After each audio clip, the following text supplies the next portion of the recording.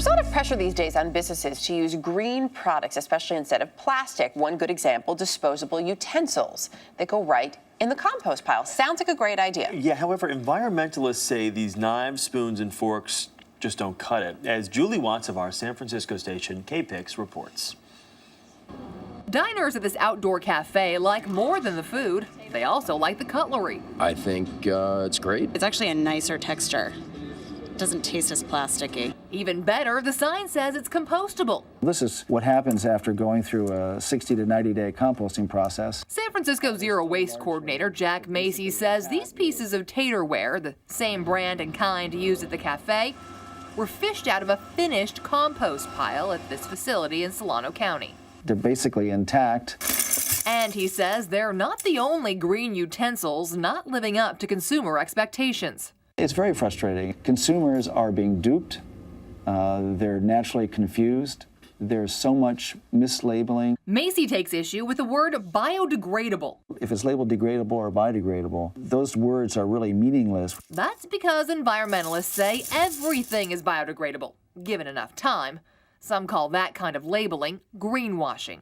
You're making your product look green when it really is not green. The consumer believes that there's an environmental benefit associated with that product. That's why they label it that way. And Scott Smithline of Californians Against Waste says even many utensils certified as compostable by third-party testing aren't breaking down under commercial composting conditions. I'm not really aware of any composter that wants compostable utensils. One reason, So they need to have a certain thickness for function, but that same thickness then acts as a barrier to microbial degradation. another reason, a disconnect between certification standards and reality.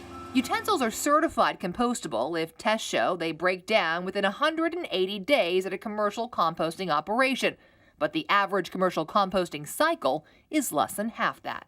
A study last year in San Diego found none of the 27 certified compostable utensils put through a normal 60-day composting cycle showed any sign of degradation. So why the discrepancy?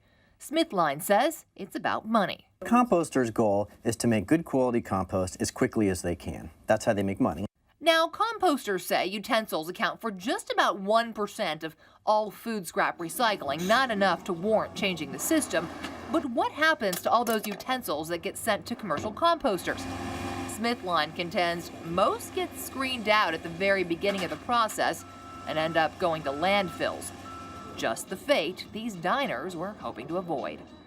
Now, Taterware says its utensils labeled biodegradable will break down in a landfill by 30% over 3 months. Meanwhile, many are now calling for new, more realistic industry standards for compostable utensils. Julie Watts, CBS News, San Francisco.